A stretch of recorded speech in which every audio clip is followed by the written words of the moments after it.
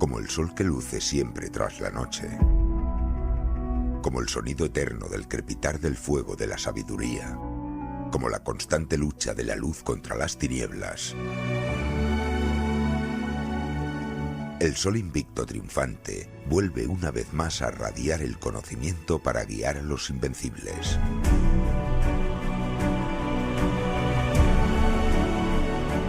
La chispa de la radio iluminará un nuevo camino, mientras el ave fénix de la sabiduría surcará la historia, el arte, los clásicos, la ciencia y la actualidad.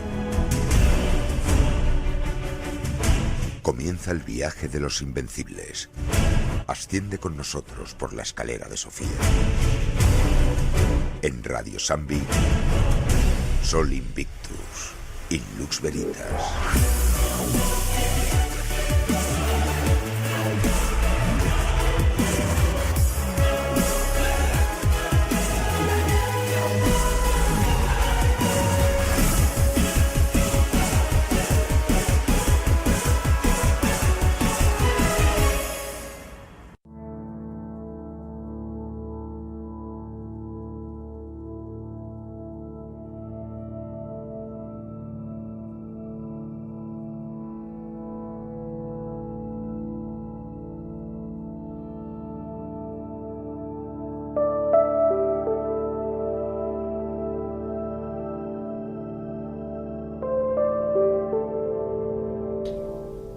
Decía Sócrates que la filosofía es un afán que siente el hombre por saber de sí mismo.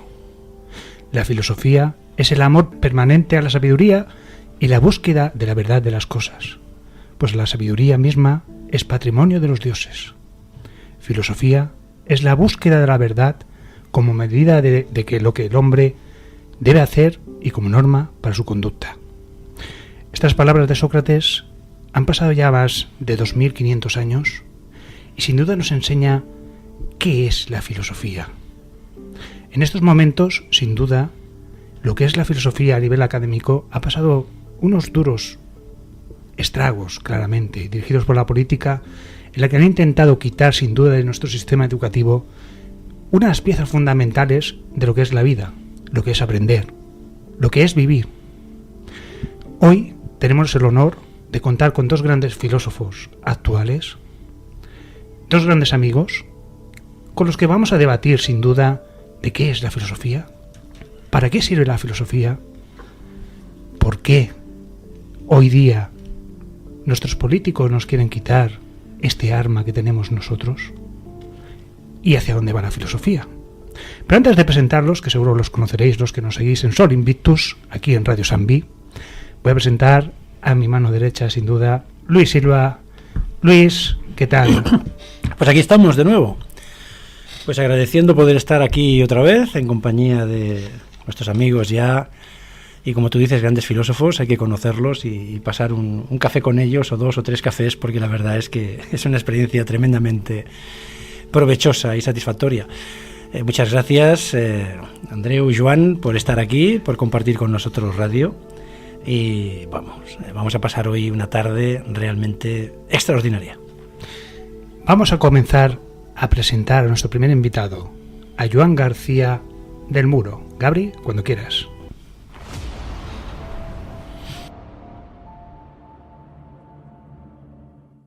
Joan García del Muro Solans es filósofo y uno de los ensayistas más galardonados en literatura catalana. Es doctor en filosofía por la Universitat de Barcelona y profesor de Facultad de Filosofía de la Universitat Ramon Llull y el Instituto Abierto de Cataluña.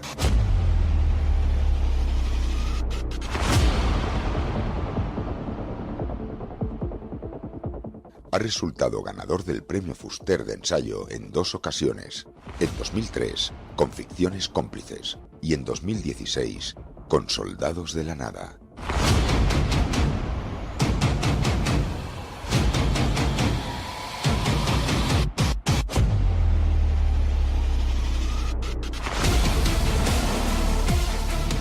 En el año 2017 ganó el premio Josep Vallverdú de ensayo con la obra Goodbye, Verdad, una reflexión sobre qué significa la posverdad, alertando sobre las consecuencias de la pérdida del sentido del concepto de verdad.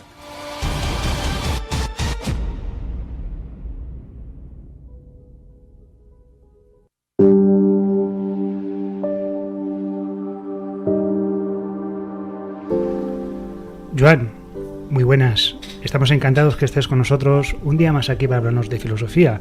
Y permíteme felicitarte por la gran presentación de tu libro Post Goodbye Veritat, de la Postveritat, que la verdad que fue un evento, la verdad, espectacular, ¿no? Porque la sala se llenó, fueron caras de, bueno, que estábamos, la verdad, absorbidos por lo que nos contabas, tú y tus compañeros, y la verdad que debió ser un día muy especial. Bueno, muy buenas tardes. Es un placer estar aquí de nuevo con vosotros. Pues sí, la verdad es que, bueno, estábamos todos, ¿no? Estabais vosotros, Sí. Cristóbal, Luis, y de hecho la presentación la hizo Andreu, o sea que estábamos todos, sí. El mérito de que la sala estuviera llena es compartido, ¿no? Entonces, entre todos nosotros, sí, fue muy agradable, fue muy bonito. Bueno, y yo también tengo muy buenas expectativas para esta tarde, ¿no? Para la conversación de esta tarde. Sí, así para empezar, si quieres, solo una cosa. Cuando nos has presentado como dos filósofos, bueno, has dicho dos grandes filósofos, lo de grande ya lo quito evidentemente, pero dos filósofos, bueno, igual dos profesores de filosofía, ¿no? Más que filósofos. Después debatiremos Pero bueno, sobre eso, sí, pues nuestros sí. oyentes seguramente les va a interesar mucho. Y ahora, si os parece, vamos a presentar a nuestro segundo invitado de hoy. Gabri, cuando quieras. Andreu Grau. Andreu Grau i Arau es doctor en Filosofía por la Universitat de Barcelona y licenciado en Teología por la Facultad de Teología de Cataluña. Actualmente trabaja como profesor asociado de Historia de la Filosofía Medieval y de Problemas Filosóficos en la Universitat de Barcelona.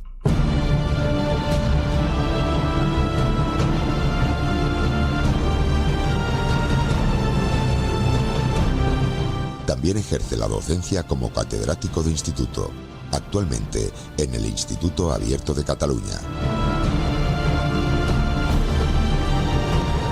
Es profesor de Metodología de la Investigación en el Máster de Filosofía y Estudios Clásicos de la Universitat de Barcelona y profesor de Filosofía Medieval en el Máster de Culturas Medievales de la UB.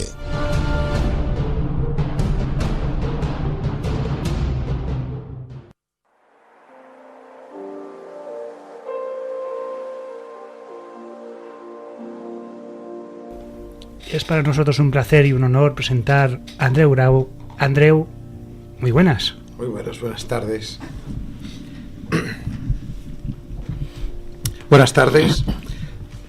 Bueno, también comparto con mi compañero y amigo el placer de estar siempre aquí con vosotros y mirar a ver cómo sale la tarde y ver a ver que si se pueden dar ideas que puedan servir o al menos que puedan ayudar a entender con lo que nosotros hoy entendemos justamente como filosofía. Y aprovecho para darle la razón a Joan y ver que a veces cuando se nos presenta a nosotros, no lo sé, él ha dicho también que no, yo también soy de los que insisto sobre todo en ver que yo no me tengo por un filósofo, es decir, me tengo como un profesor de filosofía, porque esto de realmente de ser filósofo, hay quien que se lo cree, hay mucha gente que se lo cree, y quizás pues también es cierto que hay quien que lo es y no lo dice, y hay quien que como nosotros, que sabemos que no lo somos y matizamos la distinción, ¿verdad? Y que, bueno, es importante tenerla muy presente. Si algo he aprendido justamente en el IOC, que es lo que nos une el Instituto Obert de Cataluña, es que para ser filósofo, quien sea filósofo, primero tiene que ser humilde. Y esa humildad, sin duda, la he visto en vosotros. Para mí la verdad es que es un honor aprender cada día de vosotros, de vuestros, siempre con vuestros libros, vuestros escritos, vuestros pensamientos y siempre más allá. Y permíteme que os rectifique, para mí sois filósofos, aunque luego entraremos en debate qué es un filósofo, ¿verdad, Luis? Después entraremos qué es un filósofo, qué no es un filósofo, qué es la filosofía, para qué sirve. Y si os parece, voy a dejar encima de la mesa la primera pregunta: ¿qué es la filosofía? Bueno, si quieres, antes de empezar a discutir sobre qué es la filosofía, que se lleva muchos siglos discutiendo eso, el tema de la humildad es interesante, ¿eh? Es interesante. Por una parte sí y por otra parte no, ¿eh? O sea, si falta humildad, tendemos hacia el dogmatismo, incluso al fanatismo, ¿no? Quien no es un poco humilde y está demasiado convencido de que siempre es el que tiene la razón, es verdad que es un temperamento poco filosófico, ¿no? Pero por otro lado, los filósofos de por sí, un poco, bueno, o poco humildes tienen que ser, porque ya el hecho de ponerme a escribir un libro y publicarlo, explicar como que yo tengo algo que aportar para que, ¿no?, los demás lo lean, de por sí es una actitud que no acaba de ser del todo humilde, ¿no? O sea, solo por estar en el gremio de los filósofos o de los que han escrito libros de filosofía, ya algo de poco humildes tenemos, ¿no? Pero quien quizás escribe un libro lo publicas porque en realidad cree que algo aporta. Pero no todo el mundo reconoce que ahí te falta quizás esa humildad, que podemos discutir si es o no humildad, pero el reconocerlo, el que estás diciendo que alguien se atreve a sacar el libro porque ya no es humilde en esa faceta, es porque es humilde en realidad. ¿Qué opinas, Andreu? Hombre, yo estoy de acuerdo con lo que decía ahora Joan.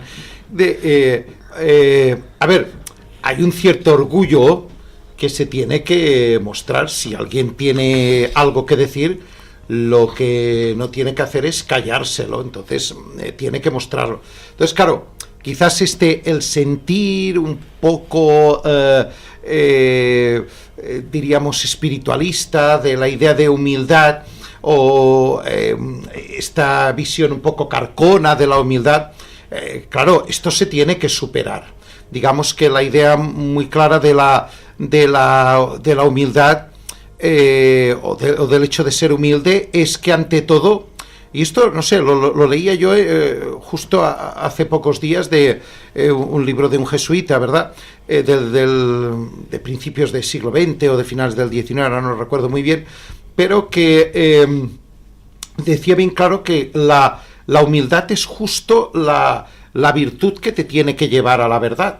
Y que de alguna manera, pues claro, en filosofía, si hay algo que nosotros estamos persiguiendo, es la verdad. Entonces, claro, lo que es cierto es que ese toque de humildad tiene que ser, pues, el reconocimiento de que si tienes algo que decir es no callártelo, porque entonces en lo que caería sería en una falsa humildad, que no deja de ser más que un acto de una cierta soberbia. Y por otra parte, el hecho de ser capaz también de no decir más de lo que tienes que decir, o no creer que encima lo tuyo, lo que tú estás diciendo, si es algo que realmente tampoco obedece a unas estrictas leyes de la lógica, siempre queda la posibilidad de que alguien pueda añadir algo y que por lo tanto tengas que reconocer que eso que se añade es válido y que a lo mejor pues modifica lo que tú has dicho, y simplemente aceptarlo. Es decir, esta es, creo que es un poco la línea que hoy se tiene que defender, ¿verdad? Y aquí es donde yo estaría de acuerdo con Joan, que claro que hay una humildad, pero por otra parte también hay unas ganas de ultrapasar bueno, esos toques de una cierta obediencia, o de una carconería, o de algo que tú no te atreves o no quieres decirlo por el miedo a la ofensa. Eso para mí no deja de ser más que es una falsa humildad, y que es equiparable pues a un orgullo, a una soberbia. Exacto. Y fijaros, Bueno, ya has dicho la palabra humildad y ya nos hemos empalado, pero fijaros que en realidad la filosofía, como una búsqueda de la verdad, como un progreso, exige humildad. Porque la humildad de ser consciente de que aún no lo sé todo, de que aún no he llegado a la verdad. Si estoy convencido de que ya la tengo, ya no avanzaré más. Entonces, el requisito para ir avanzando por la senda de la filosofía es precisamente el ser consciente de lo ignorante que soy, de lo que me falta. Y de hecho, el gran fundador de la filosofía occidental, Sócrates, que no sé nada famoso que recoge Platón de él, en realidad indica esto: para poder ir aprendiendo cosas o acercándote poco a poco a la verdad, el requisito imprescindible es el saber que eres ignorante, porque entonces estás abierto a ir a aprender. Quien se cree que lo sabe todo es incapaz de aprender nada. No hay nada peor que intentar explicarle algo a alguien que se cree que ya lo sabe, ¿no? Hombre, yo querría decir una cosa a colazón de lo que decía antes Cristóbal, relacionado con la humildad también, como una percepción personal de lo que yo sentí cuando presentaste el libro, Joan, y estabas allí, Andreu. Yo me sentí feliz de estar allí, me gustó tremendamente ver que había un montón de gente disfrutando de la charla. Es así, no es mentira, es así, la gente se lo pasó tremendamente bien, porque fue algo muy sencillo, fue algo muy ágil, fue algo humilde, no hubo soberbia ni se detectó soberbia por ningún lado, y eso se contagia, genera felicidad, ¿no? Y en cuanto a la palabra humildad, pues no sé, mientras estabais hablando me salían dos frases de dos filósofos, ¿no? Pero bueno, voy a decir una, ¿no? Una es de Cervantes, creo que es en el Diálogo de los perros, que dice que si no hay humildad, no hay ninguna de las virtudes. Es decir, dice, si no hay humildad, no existen las virtudes. O sea, la humildad es la virtud por excelencia entre todas las virtudes, ¿no? Entonces, a partir de aquí, ya si vamos más lejos todavía, recuerdo una frase de Ibarabi que dice que es humilde el que nada tiene, el que todo lo da, ¿no? Pero eso ya es arena de otro costal, ¿no? Es decir, el máximo exponente de la humildad, casi como un cínico que voy desnudo por el mundo porque no necesito nada, sino solamente pues encontrarme a mí mismo, ¿no? Bueno, pues no sé si queréis que sigamos con el camino de la humildad y intentaremos ser lo más humildes posibles, ¿no? Pero de hecho, fijaros, ¿no? Claro, es verdad que a veces hay una humildad disfrazada de una soberbia, ¿no? Y hay una soberbia que parece que sea humildad y en realidad no lo es, ¿no? Pero bueno, no sé. Imaginaros, nuestros queridos oyentes, acabamos de empezar, no hemos empezado todavía, con el tema que es la filosofía, y ya se nos va el tiempo hablando de cosas interesantísimas. Todo lo que tenemos por rascar, todo lo que tenemos que contar. Y ahora, por favor, Joan, os voy a preguntar a los demás también. Si tuvieras que explicarle a un alumno tuyo, en 2 frases, sé que es muy difícil, ¿qué es la filosofía? ¿Qué le dirías? Tienes razón en que es muy difícil, ya es difícil explicarlo en muchas frases y en 2 también. Pero bueno, supongo que a lo largo de la conversación que vayamos teniendo iremos perfilando, ¿no?, aspectos, iremos perfilando matices, y supongo que lo ideal es que empecemos a hablar y hablemos entre todos, y al final los oyentes, después de las 2 horas de programa, supongo que irán empezando a tener su propia idea de lo que es la filosofía. La verdad es que es susceptible de ser definida de muy diversas maneras, y de hecho una parte bastante importante del pensamiento de la mayoría de filósofos es cómo entiende la filosofía, y del concepto que tiene de la filosofía se sigue normalmente a lo que se dedica y lo que hace. O sea que es una disciplina que diríamos no es como otras que están muy bien definidas, cuál es su objeto formal, establecidas, sino que hay maneras muy diversas, muy distintas de dedicarse a la filosofía. Probablemente lo que yo busco en la filosofía, el sentido de la filosofía para mí, sea totalmente distinto a lo que le ha llevado la filosofía a otro, lo que busca y por tanto lo que produce. ¿Y qué buscas tú, Joan, en la filosofía? Vale, bueno, hacemos un primer acercamiento así, y le cedo la palabra a Andreu y luego vamos hablando todos, pero así, como un primer acercamiento muy, muy de lejos aún, pero está claro que hay toda una serie de asuntos que me interesan y me interesaban desde que era bastante joven, que tienen una respuesta, diríamos, fácil en el sentido de que una respuesta que puede utilizar el método científico. Hay toda una serie de cuestiones que se pueden estudiar utilizando la metodología científica, matematizándolas o mediante experimentos, en fin. Pero mi interés no acaba donde acaba el método científico, digamos, sino que hay otras muchas cuestiones que me interesan y de hecho quizá me interesan más, que no se pueden atacar mediante el método científico. ¿Quiere esto decir que no podemos saber nada sobre ellas o que no nos podemos preguntar sobre ellas? No. Entonces, en principio, diríamos que la filosofía es radical. La filosofía es la disciplina que no se pone límites.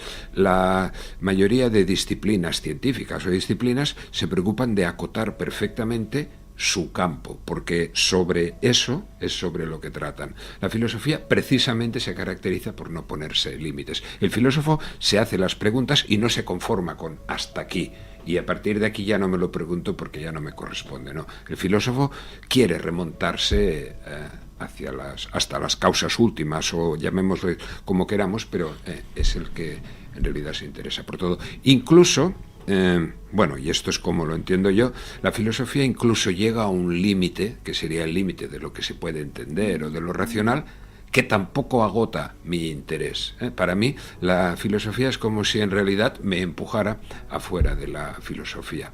O sea, mi interés no se agotaba con la ciencia, ni se agota en realidad con lo racional, sino que aún voy más allá. Seguiremos hablando de ese marco, Joan, pero, Andreu, si decimos filosofía, que etimológicamente viene del griego, que es filo, que es amor, de alguna forma, ¿no? A Sofía, amor a la sabiduría. ¿Qué es para ti la filosofía? ¿Qué buscas? ¿Qué has buscado desde el principio de la filosofía, Andreu? Bueno, esto de definir, o sea, la definición, como tú muy bien has dicho, es el amor al conocimiento, el amor a la sabiduría, el amor al saber. La idea esta del amor, yo siempre he defendido que para no caer en posibles confusiones, más que presentarla como el amor tal como nosotros lo entendemos, y sobre todo si lo tienes que comunicarlo esto a unos jóvenes, ¿verdad? Que el sentido que le pueden dar al término amor quizás está muy determinado a sus experiencias vitales, ¿verdad? La idea es, y que permitiría perfectamente una traducción a partir del griego, ¿verdad? Es incluso el hecho de, más que amor, hablar de tendencia al saber. Una tendencia, es decir, una aproximación, digamos, al saber. Con lo cual, ya que hemos empezado hablando del tema de la humildad, se reconoce muy claramente que se trata de una disciplina o de un saber muy humilde, que reconoce incluso la frustración humana de ver que al saber total no se llega, y que por lo tanto la faena del filósofo es aproximarse, es decir, es una tendencia realmente al saber como algo que tampoco a lo mejor se llega a él de una manera global o total o perfecta. Entonces, claro, si tú a mí me preguntas qué ha sido la filosofía para mí, en esto estaría también de acuerdo con lo que ha dicho Joan. Es aquello de un no conformarse con lo que hoy por hoy nosotros podemos alcanzar por un método científico, pero tampoco yendo a especular más de aquello que nos permite la razón. Y entender incluso que podemos alcanzar cosas que nos pueden llegar por la fe, pero que esta filosofía de alguna manera también las controla para ver que el pensamiento tampoco no desvaríe. De ahí viene que hoy quizás una de las cosas que se tendría que reivindicar y que se tiene que hacer desde el campo de la filosofía es sobre todo ver que no es una disciplina que pueda decir lo que a uno le dé la gana, sino que realmente hay unos cánones, hay unas reglas, hay unos conceptos, es decir, hay una terminología que se tiene que respetar y sobre todo, lo que es más importante, una historia que se tiene que conocer. Entonces, claro, filósofo no puede ser cualquier pelagatos, filósofo y tampoco no puede ser cualquier persona que por el hecho de ser mediática y que esté dando buenos consejos o esté,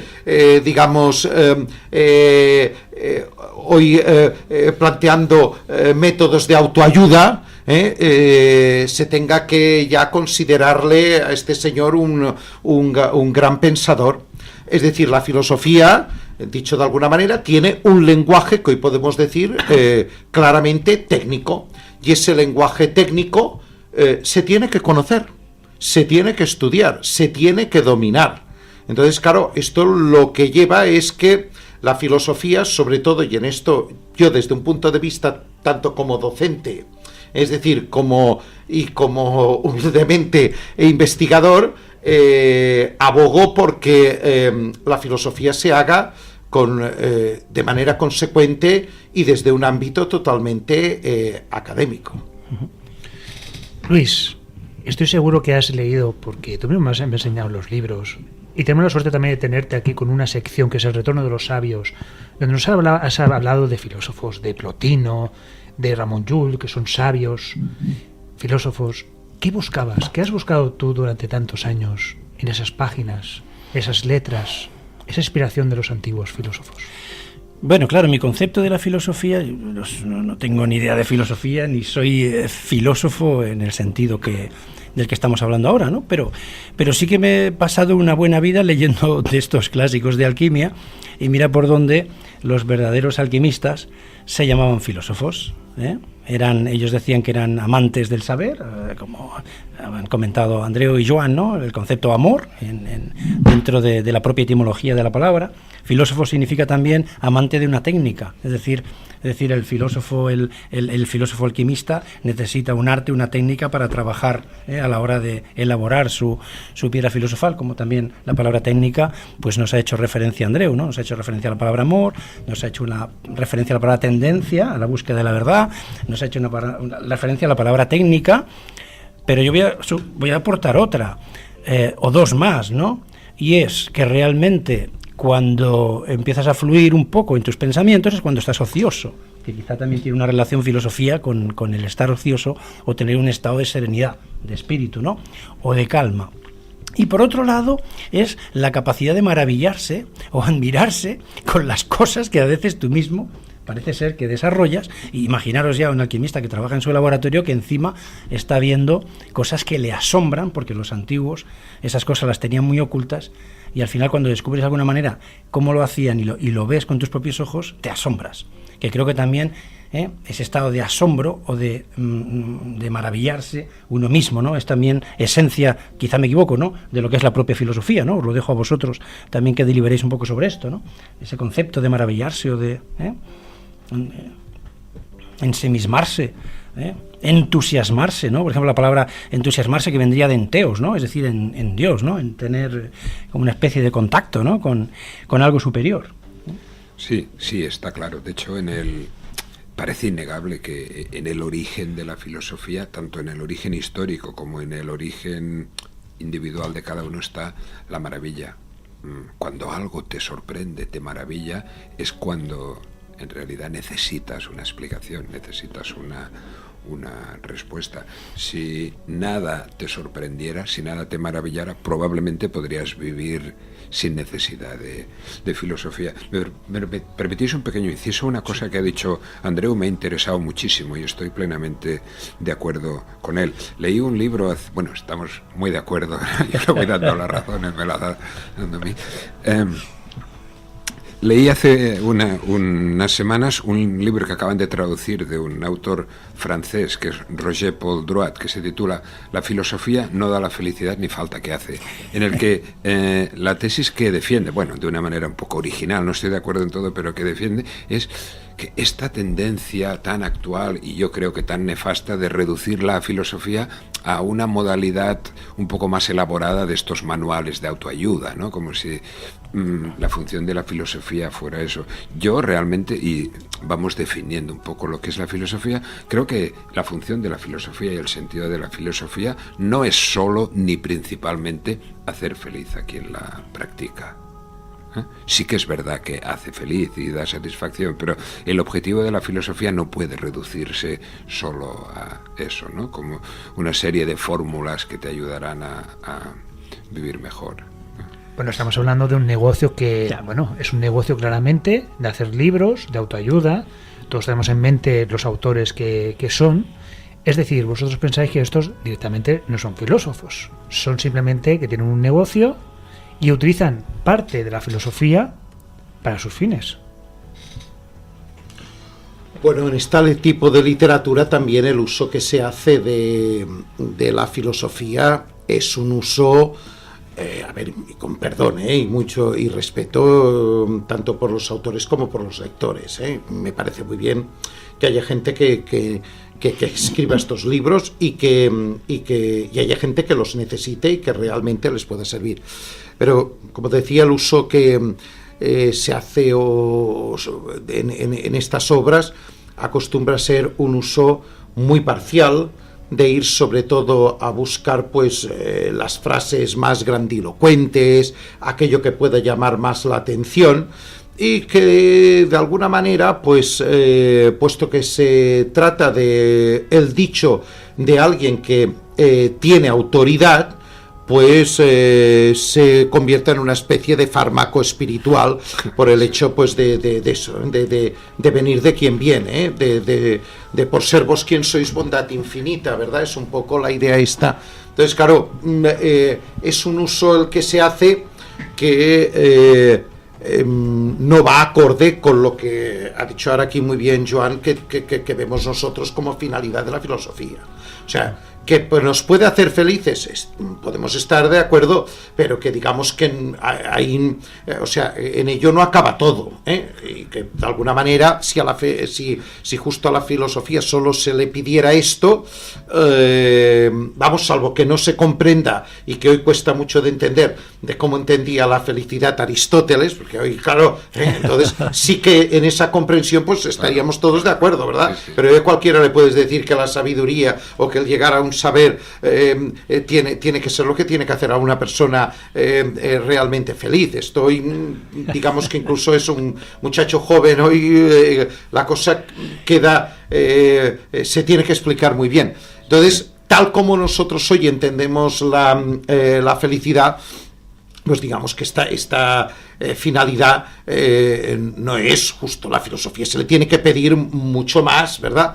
Entonces, claro, lo mismo también puedo decir, ya que tratamos esto, porque quizás ante estos libros de autoayuda, para, digamos, acabar de matizar el tema, también hay otro colectivo que realmente está muy en contra de esta literatura, que es el colectivo de los psicólogos.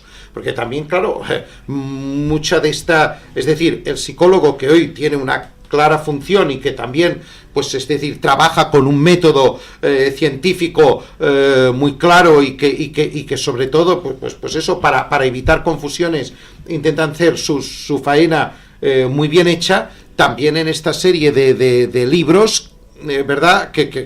Bueno, lo que sobre todo intentan denunciar es que tampoco se llega a confundir lo que ellos hacen con lo que realmente se está planteando en este tipo de literatura. Conste, voy a decirlo, para que no quede, para que yo pueda plantear aquí una opinión que no es una crítica, tengo que decir bien claro que me los leo, o sea, porque si no hablaría, es decir, y que tampoco os puedo decir que, a ver, que hay cosas buenas, no, Claro, yo no estoy, pero que digamos que pueden servir y no lo destrozaría. A lo mejor, ¿quién te dice que a alguien yo que realmente necesita una ayuda no se lo recomendaría? Pero que esto se me pase pues por filosofía o por ejemplo se me equipare, y ahora lo digo bien claro, que se pueda equiparar con una de las grandes obras de la historia, como fue La consolación de la filosofía de Boecio, es decir, por ahí no pasó. Andreu, Sí. perdona, has utilizado una expresión que me ha encantado. ¿Me das permiso para que me la apropie y te la plagie? Totalmente. Fármaco espiritual. Sí. Es muy buena, Eso es muy plástica. es- Realmente, yo creo que la función de la filosofía tiene que ser justo lo contrario de lo que es un fármaco intelectual. La filosofía, el efecto que te produce tiene que ser intranquilizarte, sacarte turbarte. de tus prejuicios, sembrarte la duda, sembrarte el... Entonces, sí. Bueno, a mí me gusta, acordaba me más gusta Platón y mucho. menos Prozac, ¿no? Sí, Es sí, el- y Joan antes lo ha dicho muy claro, algo que es decir, que no, habemos, incluso nosotros creo que vamos, que nos conocemos los temarios y todo esto y sabemos lo que hacemos, es el hecho que sobre todo insistimos muy especialmente, cuando es en el hecho de continuamente de abrir preguntas, es decir, no se busca lo definitivo. Claro. O sea, si yo ya tengo que entonces encontrar, o sea, fijaros que y antes que se ha hablado del tema del tema de la alquimia y todo, quizás ha habido cosas que a lo mejor pues han servido para un alquimista porque han dado con un concepto. Por ejemplo, ahora estoy pensando en el caso de lo de la famosa piedra filosofal, ¿verdad? Es decir, bueno, entonces, justo hoy lo que nosotros recomendaríamos es que lo mejor que le puede suceder a la filosofía es no encontrar la piedra filosofal. Es decir, porque entonces, claro, si ya la encontráramos, la búsqueda ya se ha acabado. O sea que la idea muy clara es de tender a una continua y verdadera búsqueda. Y entonces, es decir, nunca encontrar realmente la meta. Todo tiene que ser que, bueno, porque, claro, me has dicho que me robabas. Bueno, yo la idea más o menos la venía un poco a robar también del tetrafármaco de Epicúreo. De Epicuro, o sea que, Sí. por eso que quiero decir que Sí. no hay nada nuevo bajo el sol. Pero eso es un O sea, poco perverso. Bueno, claro, es que también ahora te voy a decir una cosa, Cristóbal. La filosofía, es decir, tiene que jugar también con una serie de perversiones.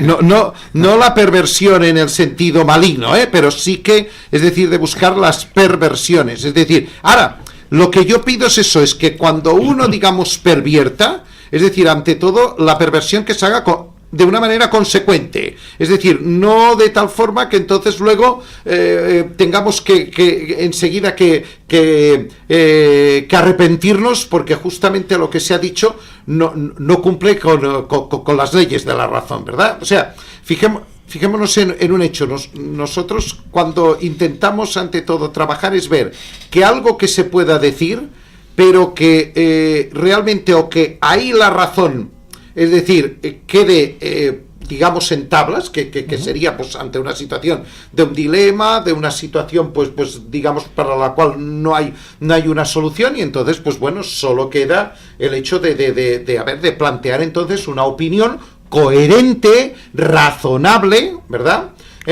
O aquello que al final, pues bueno, como hacen los teólogos, pues entonces se tiene que dar exclusivamente a decir, es un problema de creencia, entonces tú, eso es lo que tienes que decir, eso es un problema de creencia, aquí nosotros ya no entramos, entonces es una creencia que usted perfectamente puede tener, que tampoco esto no afecta, es decir, no repugna, diríamos, a la razón, pero sobre todo en esto abogar por al menos no ponerte en contradicción con lo que justamente se tiene como verdad y que la ciencia confirma. Claro, ¿me dejáis que resalte un momento, una cosa que él ha dicho muy rápido, pero que creo que es muy importante para ayudarnos a ir centrando en la respuesta a tu pregunta de lo que es la filosofía, que como ves no eran dos frases la respuesta, sino que eran ya medio programa.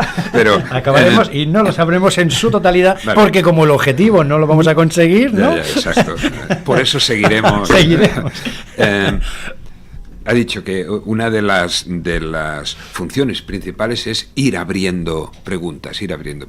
Está claro, es ir abriendo preguntas. Pero no solo eso. Yo creo que una parte fundamental de la filosofía es también aventurarse a intentar dar respuestas, no definitivas, evidentemente, pero dar respuestas. O sea, no solo es plantearme preguntas, es aventurarme a dar respuestas, pequeñas respuestas. Sí, claro. Sí, La verdad es que yo voy a hacer una pequeña confesión. Vale, estamos hablando de estos libros, que vamos a poner el nombre, estamos hablando de libros tipo de Jorge Bucay, por ejemplo, que la primera vez que yo lo leí, por ejemplo, el tema de desapego, no lo acaba de entender, porque es muy difícil interpretar de alguien que intenta utilizar la filosofía para sus fines, pues de vender libros, autoayuda, hacer lo que queráis. Pero también a nuestros oyentes que nos están escuchando, seguramente pues habrán tenido su profesor de filosofía, y yo tuve la desgracia de que mi profesor de filosofía me enseñaba cosas como esto del desapego y otro tipo de cuestiones que no venían al caso. Llegó selectividad y, por supuesto, nos bajó la nota, toda la clase que nos presentamos nos bajó la nota porque no tenía nada que ver la filosofía, lo que es la verdadera filosofía, con lo que este profesor nos estaba enseñando. Por eso creo que si hay alguna materia es importante un docente capaz, es sin duda la filosofía. Quizá me equivoco, pero ¿la filosofía crea librepensadores? ¿Qué opináis?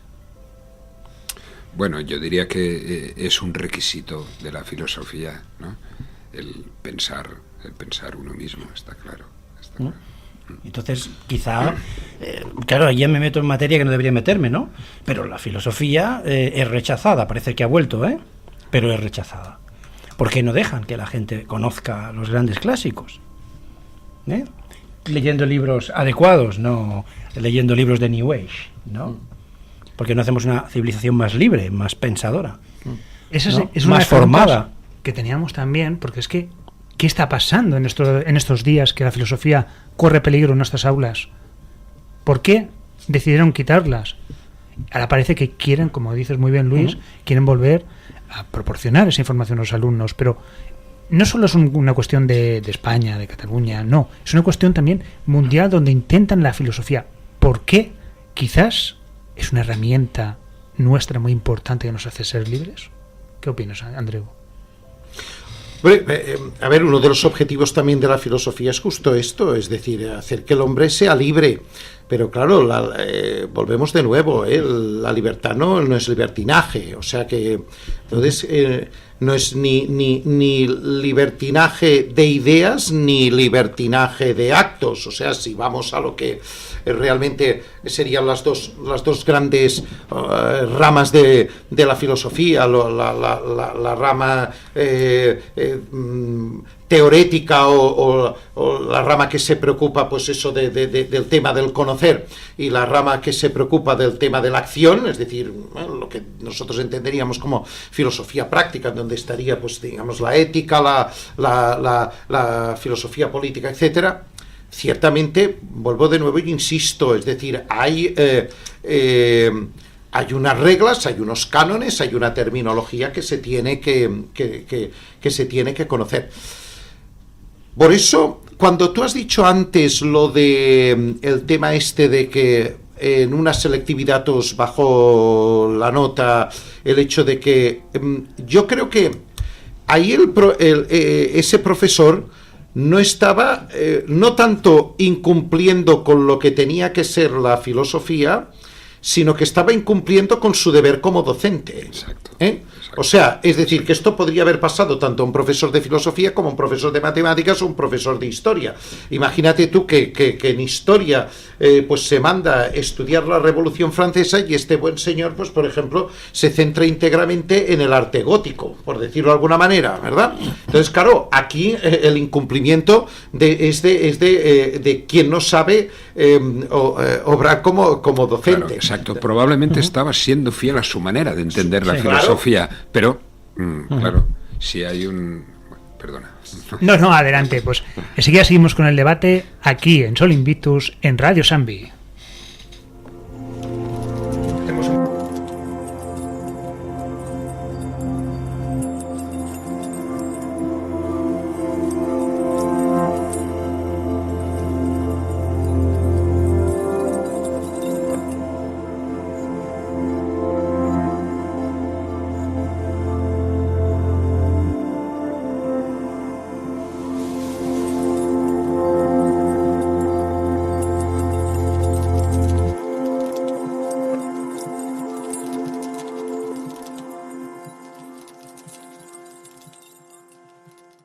Estás escuchando Sol Invictus en Radio Sanvi.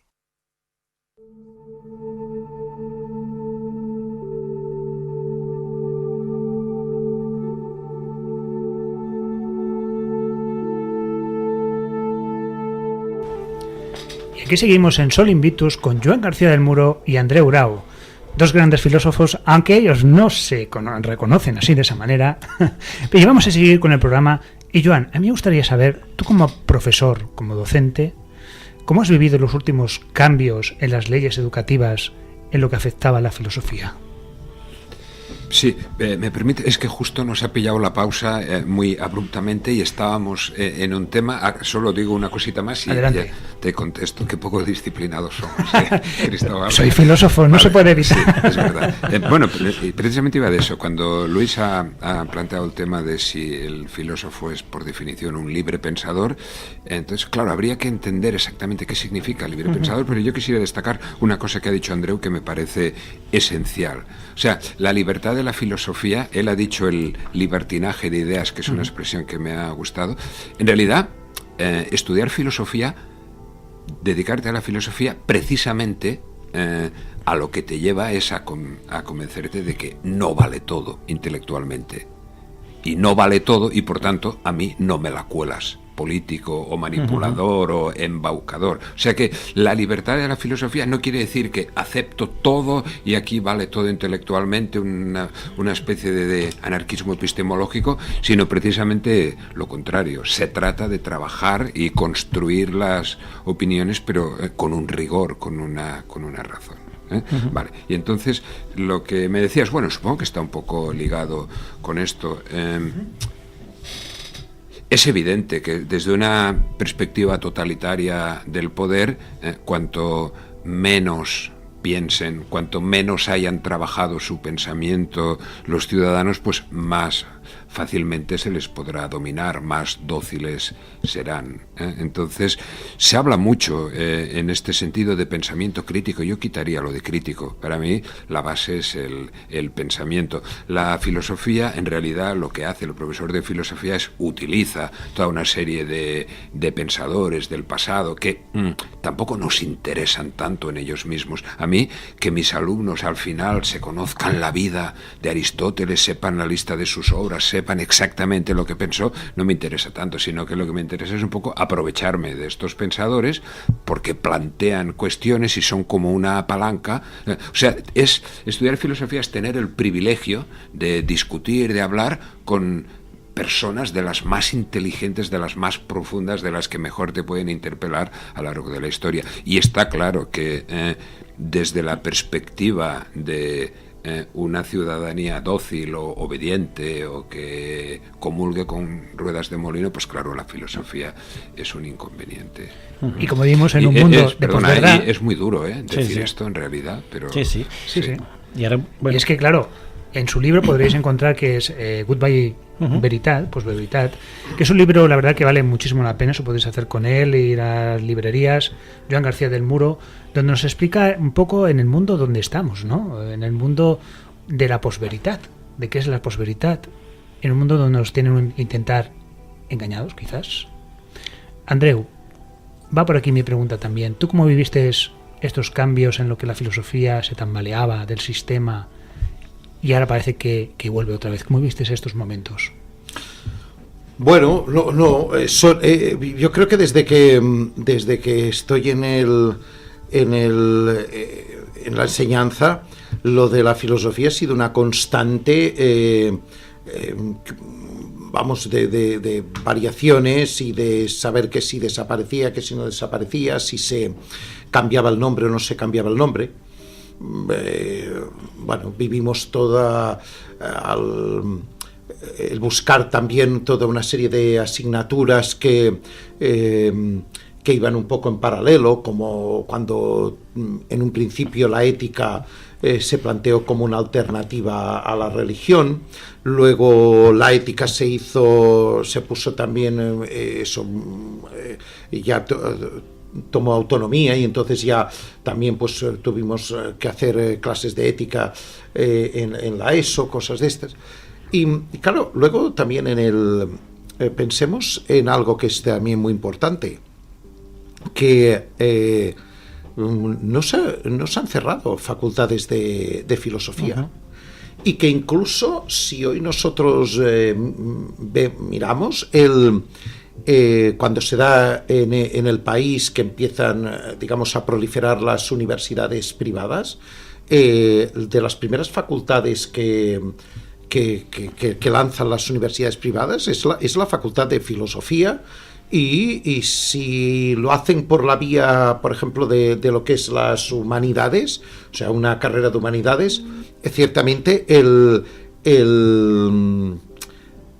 los programas, cuando se editaban los programas que había de seguir para poder constituir una determinada licenciatura de humanidades, lo que eran las materias, las asignaturas de filosofía tenían un peso bastante fuerte, o sea, no se eliminaba, incluso quizás hasta se había llegado a pensar en posibles materias que quien las impartiera, aunque se viera que las podían hacer, pues no sé, profesores o especialistas en historia o en psicología, ya tal como se orientaban era más bien para que las diera el especialista en filosofía, porque podía dar una visión mucho más global, más, podríamos decir, valga la redundancia, humanística del fenómeno.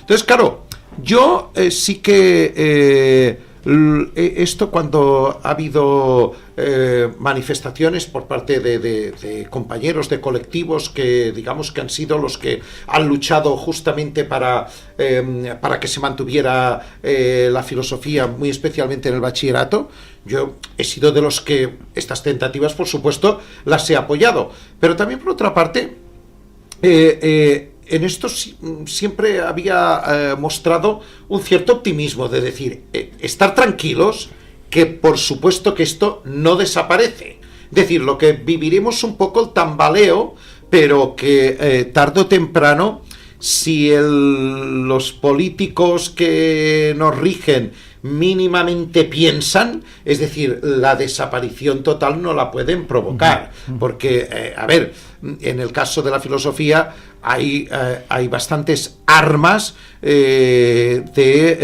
educativas que yo veo que en otras materias, en otras asignaturas, no se podrían dar.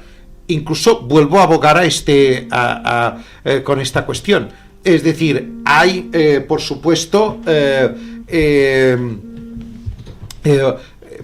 o sea, grandes profesionales de otras materias que yo no los vería del todo preparados para poder mostrar esos temas o esos recursos que nosotros damos desde la filosofía. ¿Me explico? Es decir, de la misma manera que a lo mejor yo no me... a mí si me dieran ahora a dar determinadas asignaturas, quizás entonces lo tendría que hacer por una obligación, pero a mí me costaría ahora mucho tenerme que preparar una clase de química. Pero no solo porque tendría que ponerme con unos contenidos que ya tengo olvidados, sino porque hay una serie de factores que yo perfectamente no los podría ni mucho menos comunicar, ni siquiera servir no solo informativos, sino formativos para ese alumno. Bueno, yo planteo una cuestión aquí, ¿no? Si en realidad, en el fondo, no somos también un producto de la filosofía, y me voy a explicar con esto, ¿eh? Si nos remontamos a 2500 años, se produce algo extraordinario en nuestra historia, ¿eh? Empiezan a aparecer maestros en todos los sitios del mundo, en todas las partes del mundo. Zoroastro, por ejemplo, en Persia. Vamos a hablar de la época, pues, de Jesús, de los profetas, ¿eh?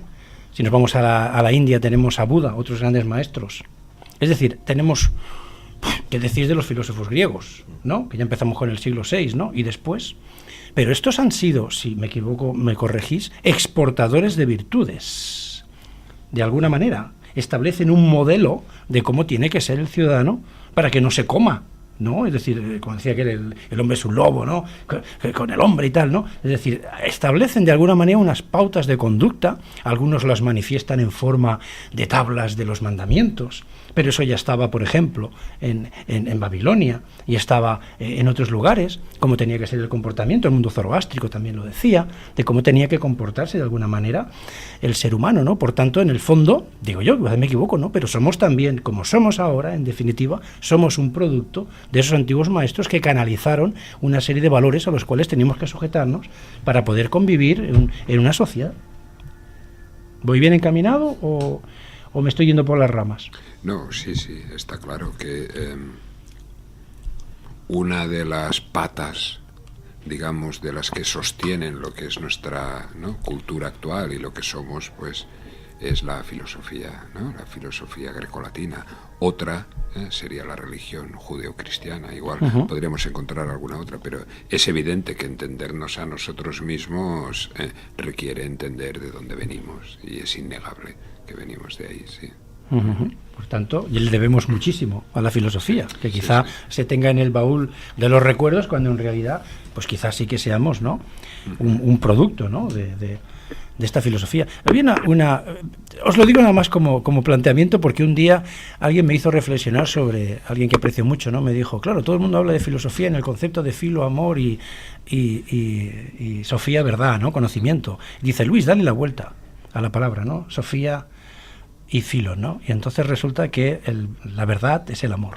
En el amor está la verdad. Y muchos filósofos hablan, Sócrates, por ejemplo, ¿no?, en los diálogos, ¿no?, nos habla de que fue, pues, instruido por la sacerdotisa de Apolo, Diotima de Mantinea, en la vía iniciática del amor. La vía iniciática del amor, es decir, en conseguir o seguir ese camino iniciático para encontrar un objetivo final, que de alguna manera es algún tipo de despertar intelectual, o como queramos llamarlo, y está fundamentado sólidamente en el amor, ¿no? Pero viene la segunda parte, ¿no?, si realmente sabemos amar. De aquí nos podemos ir a libros como, por ejemplo, pues de Marsilio Ficino, ¿no?, en De Amore, ¿no?, sobre el amor, donde nos dice que no sabemos amar, porque amar no es el concepto que nosotros entendemos, sino que hay que amar con una profundidad extraordinaria si realmente quieres progresar o despertar tu alma. Yo no sé si vamos a hablar del alma o no, aquí ya me voy de madre, ¿no?, pero muchos filósofos hablan de la existencia del alma, ¿no? Pero bueno, la reflexión era que me dijeron, dale la vuelta, Luis, al concepto, ¿no?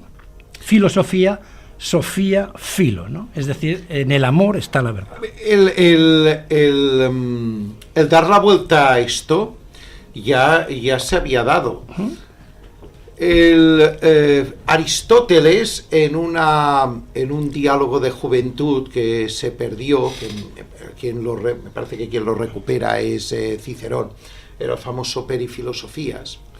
Él hablaba de algo tan supremamente importante como que el amor al conocimiento finalmente tenía que llevar al conocimiento del amor. Muy hermoso. O sea, esto es algo que se tiene que tener muy presente. Antes también, no sé, cuando estábamos viniendo para aquí, hemos visto también la posibilidad, que ya hemos dicho que no lo diríamos, de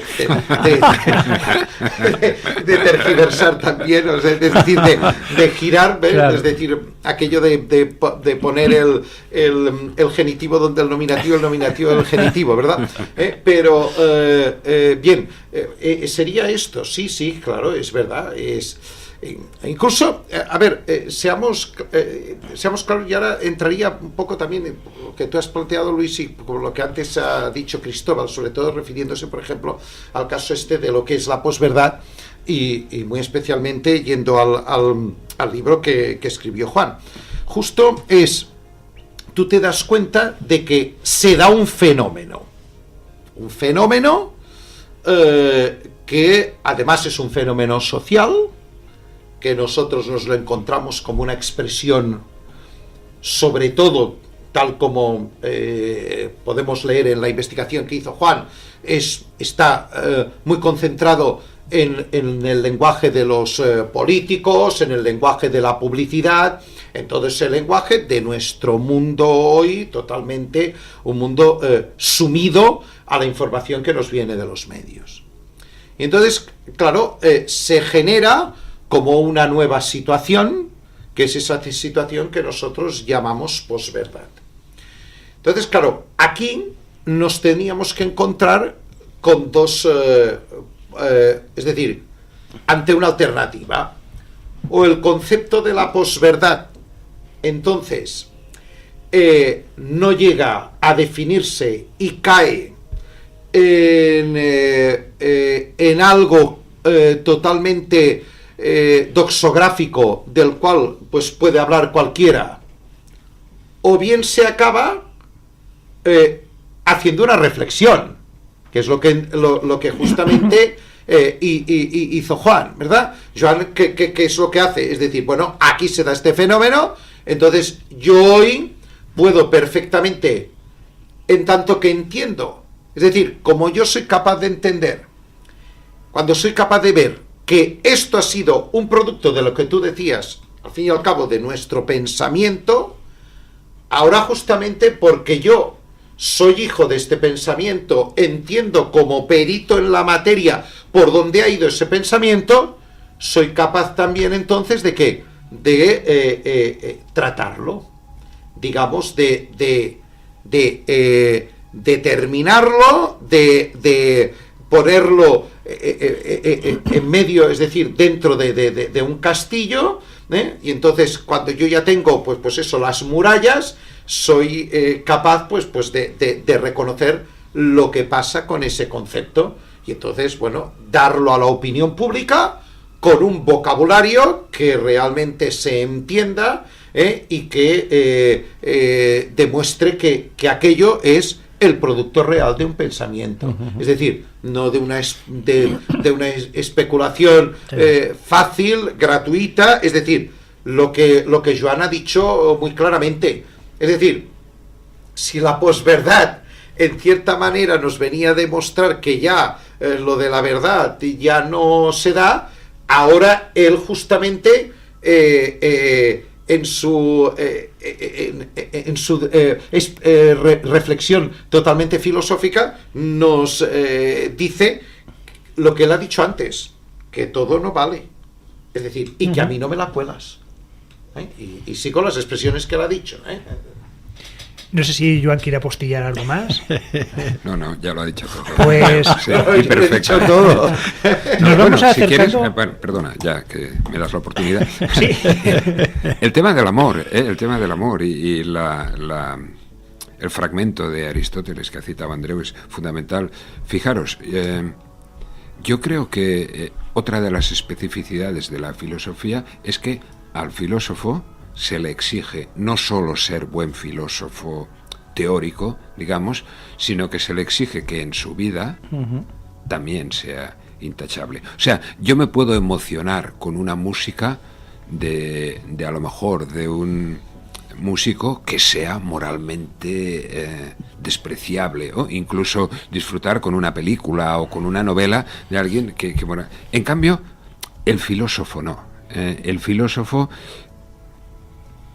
bueno, el caso famoso de Heidegger, con toda la polémica que ha habido, que era la cima de la filosofía occidental, el mejor filósofo, y cuando se ha ido descubriendo que su apoyo al régimen nacionalsocialista alemán no fue tan puntual, circunstancial, sino que parece que fue un apoyo. Entonces, parece que alguien que no fuera capaz de amar, digamos, ¿no? O que no reconociera la barbarie tan bestia que se le presentó, parece como si esto anulara todo su pensamiento. En este sentido, la filosofía sale de ella misma. No es una disciplina cerrada que tú puedes hacer una construcción racional coherente, brillantísima, perfecta, si esto no se traduce en realidad luego en un pensamiento cálido, en un reconocer a los demás. Me parece que todo lo anterior no es como una pintura, no es como una obra de arte que se le puede admitir.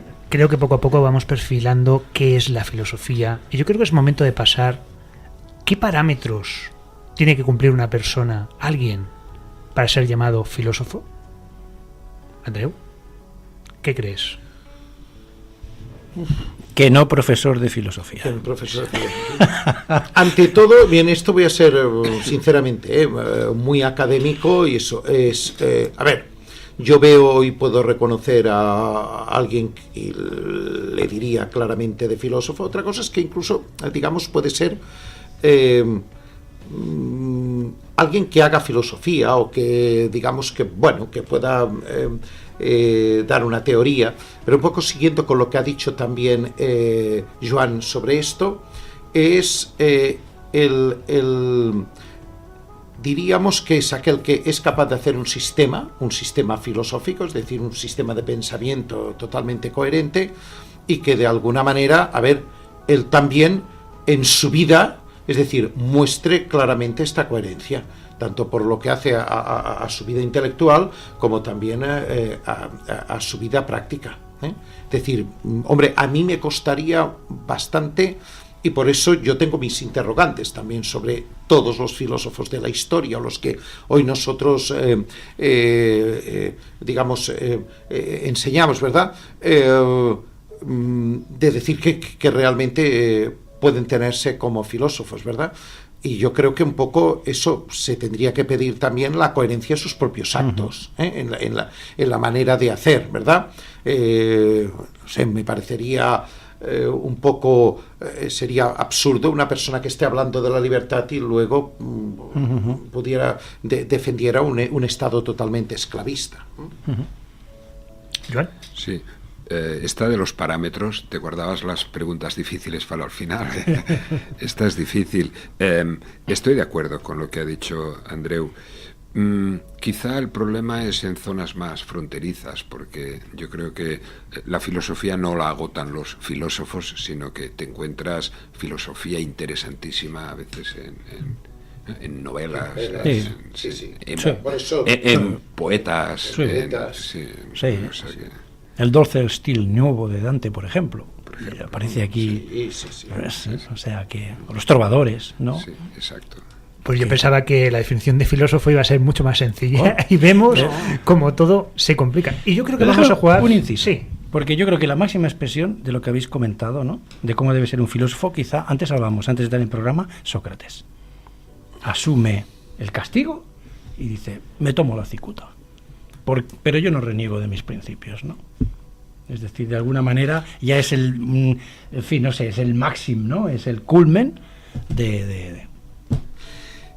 Sí, yo cuando has dicho cuál es el parámetro de los filósofos, iba a decir la broma fácil, ¿no? O la respuesta fácil, todos aquellos que escriben libros de filosofía, pero claro, no, porque Sócrates no escribió. No escribió. Entonces este parámetro ya no lo podemos utilizar. Joan escribe. Tú escribes, por lo tanto, serías un filósofo. Bueno, pero una cosa es divulgar filosofía, explicar a los alumnos. Pero haces filosofía, haces pensar con esos libros que has escrito, igual también que Andreu, también cosas que he leído también de él, que hace pensar. Tenéis un sistema. Mucho más que yo, escribe Andreu. Hacéis filosofía. Hombre, yo no, de verdad, yo no creo no he hecho nunca ni un sistema y no sé, ya para...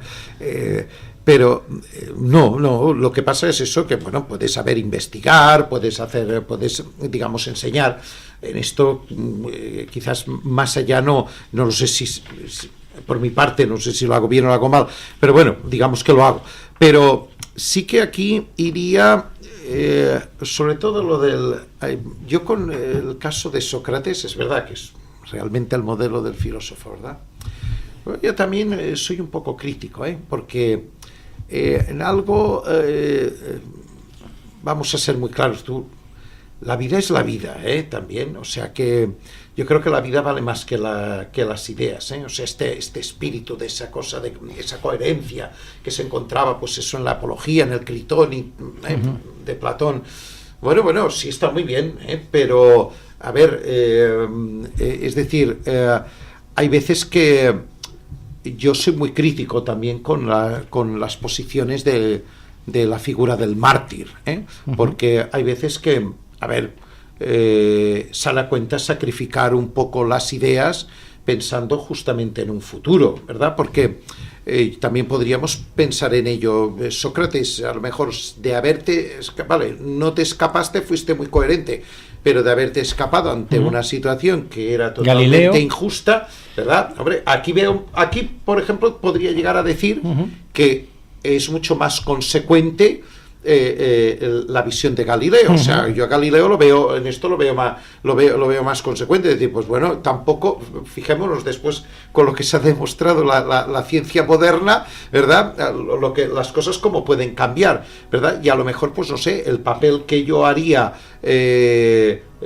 no pasando por mártir, sería a lo mejor haría serviría para más, ¿verdad? Seguro. O sea que en estas cosas es que se ha de ser muy, pero que, o sea, claro, nos venís con unas preguntas que yo creo que nosotros tampoco no tenemos una respuesta fija y que claro, todo Pero depende es muy interesante lo que dices y me alegro mucho de que lo digas, porque precisamente estos días estaba pensando estas cosas y estaba leyendo un libro de Amos Oz que se titula Queridos fanáticos, y precisamente está pensando, quizá una de las cosas que nos ha enseñado la historia es que el que está dispuesto a hacer estos sacrificios tan grandes, a lo mejor también está dispuesto a sacrificar a los demás por su causa, ¿no? Sí, claro. Es que Sí, claro. Sí. Déjame, por favor, porque Bertrand Russell decía: nunca moriría por mis creencias, porque podría estar equivocado. Claro. Ajá. Claro, Sí. Que viene muy al caso. Eso ya es un ejercicio de humildad también, ¿eh? También, totalmente. Yo creo que para hablar de los filósofos vamos a hacer esa pequeña sección, ese pequeño concurso de top 5 de filósofos que recomendaréis vosotros a los alumnos que leyeran, o alguno que os gusta de verdad, que os ha llegado, ¿verdad?, en su lectura. Si te parece, vamos a empezar por ti, Joan.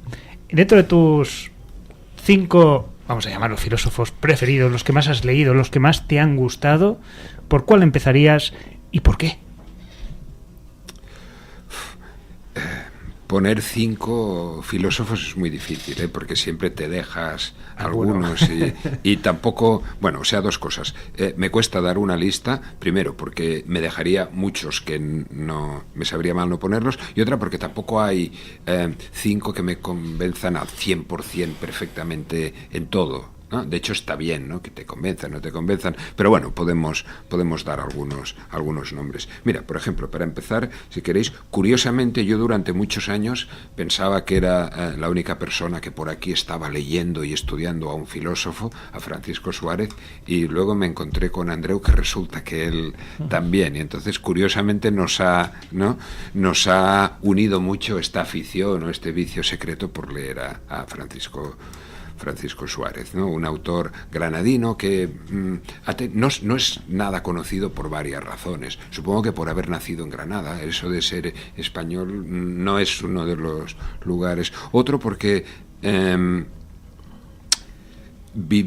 pertenece todavía al pensamiento medieval, a la escolástica, pero cronológicamente pertenece a la modernidad ya. Entonces está un poco en tierra de nadie, y en los cursos de filosofía medieval, como él ya no es cronológicamente medieval, no lo estudian. Y en los de filosofía moderna, que empiezan estudiando a Descartes, a Malebranche, a Spinoza, tal, él como que en realidad está dentro del movimiento de la escolástica, no se estudia. Entonces, bueno, para mí sería un autor a estudiar en serio.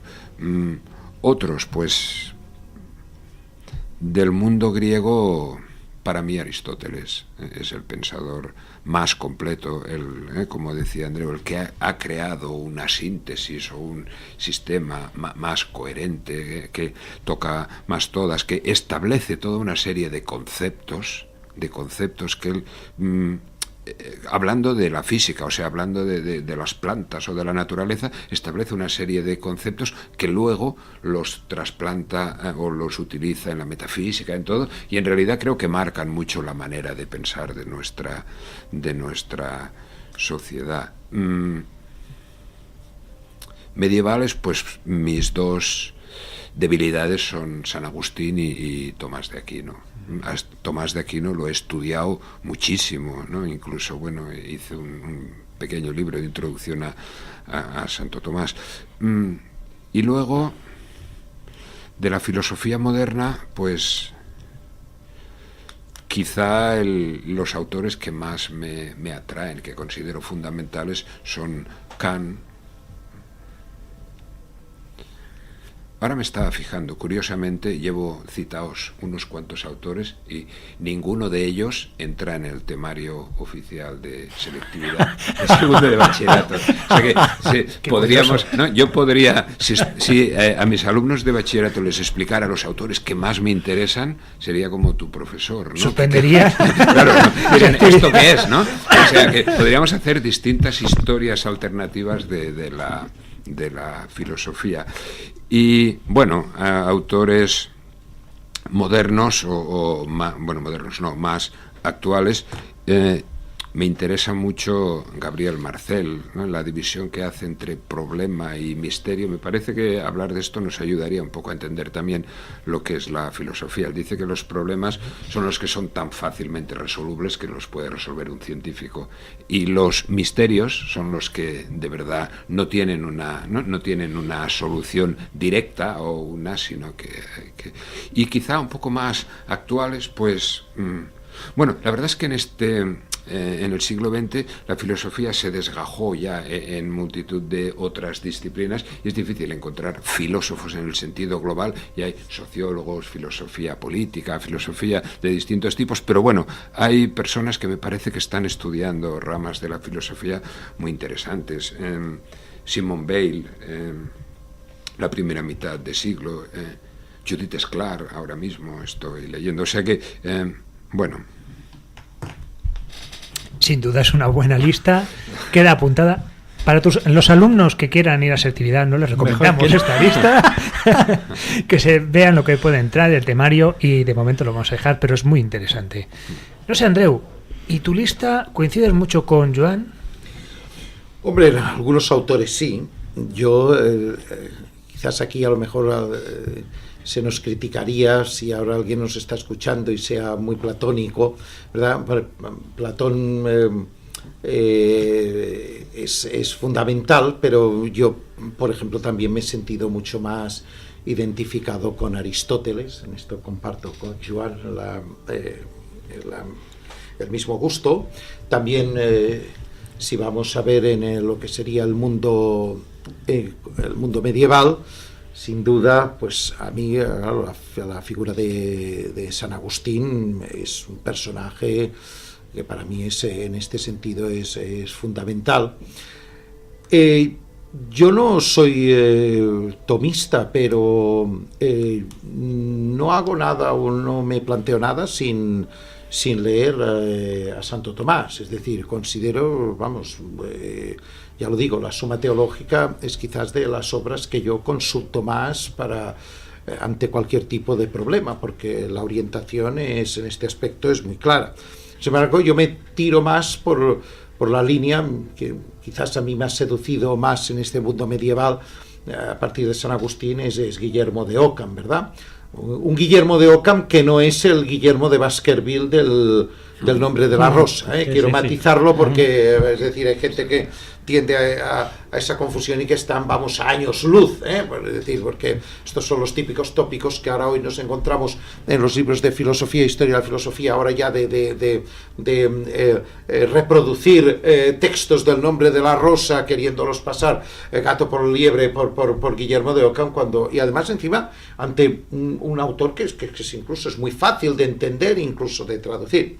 Por supuesto que ya Joan lo ha dicho, que nosotros compartimos el gusto por un personaje que es verdad que no ha tenido mucho nombre, digamos, reconocido en la historia de la filosofía, que se ha de decir, no obstante, que es de los personajes sobre los cuales se ha escrito más bibliografía a lo largo de la historia, sobre todo la historia, digamos, contemporánea, que es el caso de Francisco Suárez, sobre todo por el hecho de que durante mucho tiempo, claro, la inmensa mayor parte de las revistas de filosofía venían del ámbito jesuita, Y entonces también es verdad que los jesuitas en esto, tanto con Suárez, también tomaron una doble, es decir,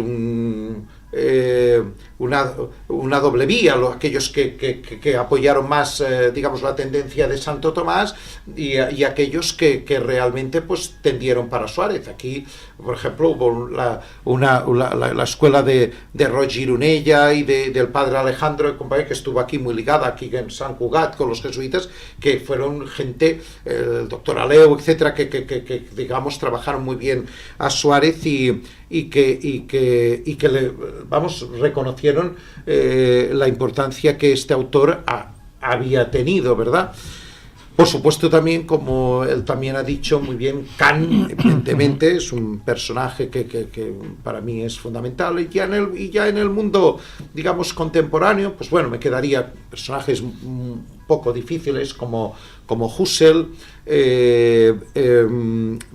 personajes que, digamos, en situaciones un poco enigmáticas, sobre todo, y curiosas por la vida también que llevaron, como es el caso de un Wittgenstein, o la autora que la ha citado, tan poco conocida, como es el caso de Simone Weil, una mujer que cuando uno lee los cuadernos allí encuentra expresiones, situaciones, incluso hasta, es decir, auténticos y verdaderos descubrimientos de cosas que uno quizás no había llegado a pensar, ¿verdad?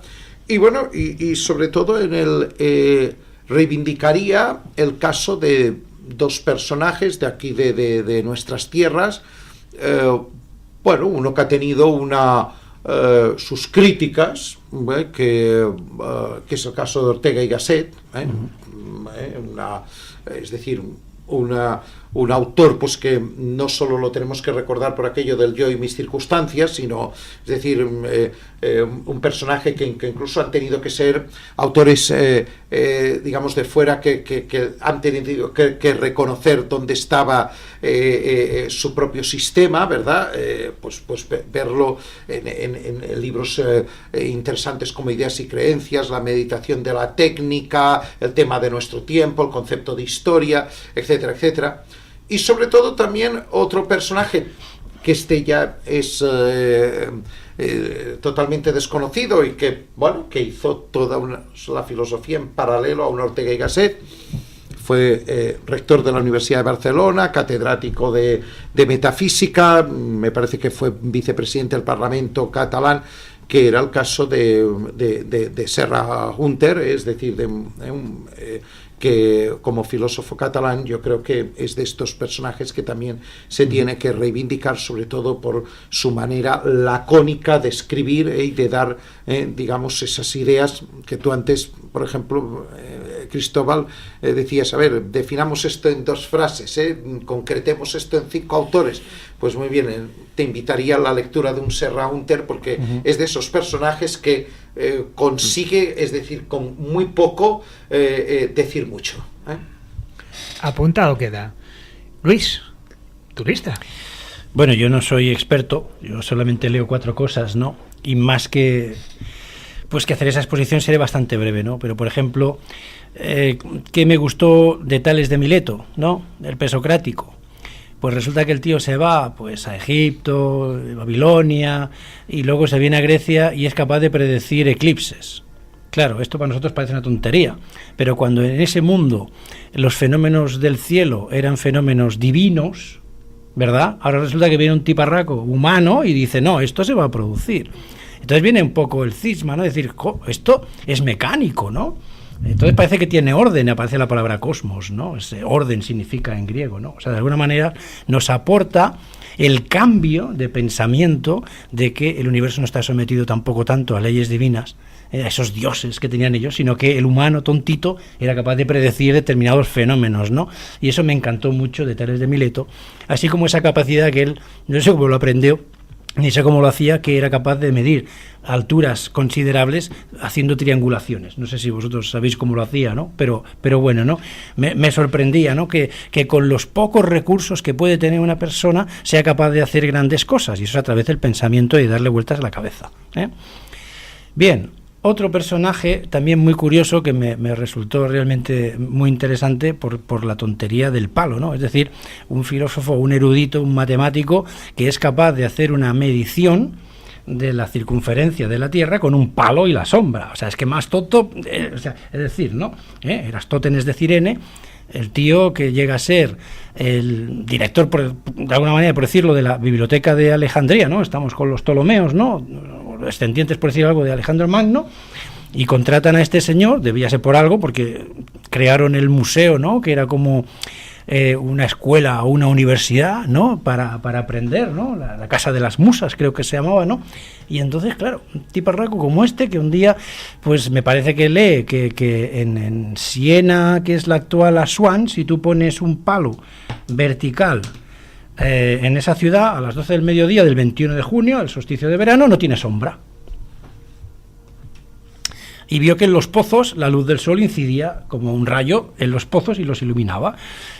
Y entonces se da cuenta que en Alejandría, ese mismo día, a la misma hora, hay una sombra, y que esa sombra, él al final con algún aparato ve que tiene como 7,2 grados, ¿no? Entonces, claro, como sabe que la sombra va haciendo como el círculo, ¿no? Entonces, primera conclusión, la Tierra es redonda.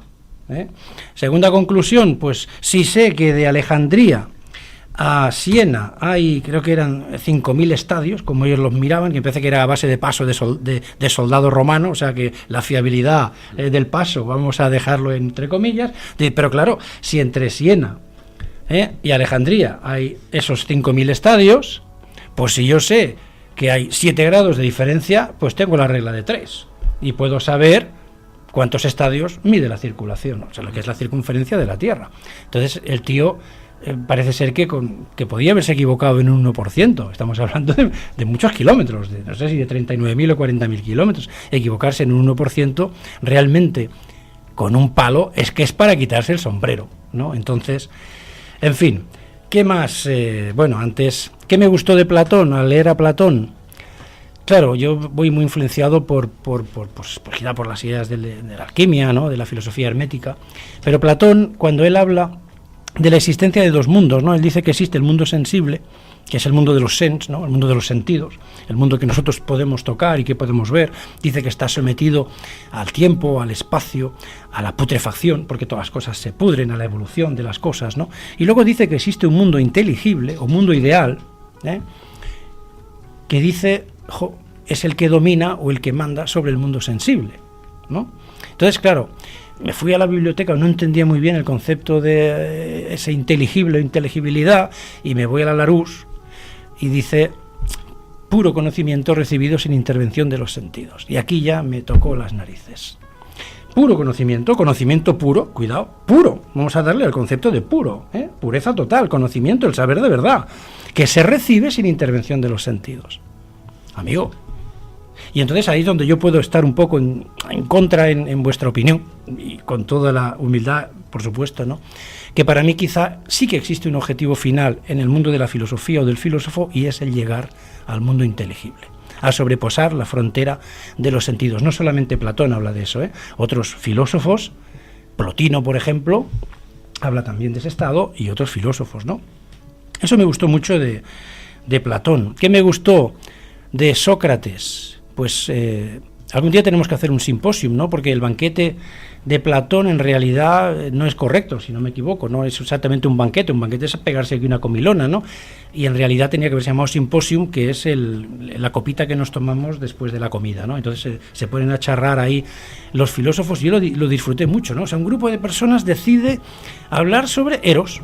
Hoy toca Eros. Pues vamos a hablar de Eros, que igual un día, oye, os invito a que nos sentemos a hacer un simposio y hablemos, oye, pues ¿de qué tema? Pues vamos a imitarlos, ¿verdad? Bueno, hoy los estamos imitando, estamos hablando de filosofía, ¿no? Que era su madre, por decirlo de alguna manera, ¿no? Bien, claro, pues fijaros, ¿no? Deciden hablar sobre Eros, el respeto que le tienen a Sócrates, que le dejan hablar el último, por honorabilidad, porque es el grande, todo el mundo va hablando, tal, y el último, ¿quién es? Sócrates, ¿no? Y entonces él les dice, bueno, ahora os voy a enseñar lo que es el amor de verdad, ¿no? Y empieza a hablar de, pues no sé si lo he referido antes, ¿no? Las enseñanzas que recibió de una sacerdotisa castísima que se llamaba Diotima de Mantinea, y en el cual, resumiendo, dice unas frases, ¿no? Pues que a mí pues me llegaron al alma, ¿no? Dice, Eros es el daimon, o la fuerza, o la potencia mediadora entre el ser humano y lo divino. Es decir, si lo ponemos en una escala, si nosotros somos el ser humano y hay una divinidad, Eros es el mediador, es la escala mediadora, es decir, el amor es lo que nos lleva a ir pasando de escala a escala hacia ese hogar divino, ¿no? ¿Cuántos filósofos pues han hablado del amor, ¿no? Como Plotino, por ejemplo. No voy a entrar mucho en Pitágoras, porque no se sabe de él y muchas veces lo que hay pues quizá sea más falso que verdadero, ¿no? Pero que lo que se dice de él, pues la verdad es que es realmente muy interesante, ¿no? Algunos lo llaman el creador de la filosofía, ¿no? El que trae la filosofía en realidad a Oriente. No sé si es cierto o no es cierto, pero algunos opinan eso, ¿no? O sea, por tanto, es entre los maestros de los maestros, ¿no? Que hablar de los estoicos, ¿no? Que son los que funden quizá la filosofía, ¿no? Existente, ¿no? Y la van a dividir en sus tres grandes apartados, ¿no? La lógica, la física o conocimiento de la naturaleza y luego la ética, que antes hablamos de las virtudes, ¿no? También las virtudes o la perfección o la búsqueda de la perfección moral, según algunos filósofos, sería también el camino hacia la consecución de ese mundo ideal de Platón, ¿no? ¿Qué decir de, pues no sé, de I para Vi, que lo tenemos olvidado, ¿no? Un místico, un maestro entre los maestros en el mundo del Islam, murciano, y aquí pasa sin pena ni gloria, y sin embargo está considerado como uno de los grandes maestros del Islam, ¿no? Y solo voy a decir una frase, que es la que me impactó. Dice, mi verdadera religión es el amor. Mi verdadera religión no es el Islam. Mi verdadera religión es el amor, ¿no? Es un sufí, ¿eh? Para los sufíes el amor es la fuerza que mueve al universo entero. Y hablando del amor, pues como habéis referido también, San Agustín, ¿no? Otro personaje también extraordinario, que dice, bueno, tú sabes lo que dice, ¿no? Una de las frases más conocidas, ¿no? Ama y haz lo que quieras, pero por favor, ama, ¿no? Y ya no me meto más porque también me gusta muchísimo por las connotaciones que tiene con la alquimia, por ejemplo, pues Marsilio Ficino, ¿no? En fin, es personaje extraordinario allá donde los hayan, sacerdote, médico, traductor de las grandes obras de la filosofía hermética. En fin, yo creo que me he extendido demasiado, ¿no? Y bueno, os ruego que no sé, que hagáis, no sé, una reflexión si voy por mal camino, o si, yo qué sé, o si me estoy equivocado, no, pero bueno, esto son cosas que me han llegado a mí al alma cuando iba leyendo pues a estos personajes, ¿no? No sé si... Vamos a ver, vamos a explicar una cosa. De los que, por ejemplo, habéis dicho, de la lista que habéis dicho, por ejemplo, Andreu, ¿cuál dirías para ti que no es un filósofo de la lista de Joan o de Luis? ¿Ha habido algún instante que has dicho, es que para mí este no es un filósofo?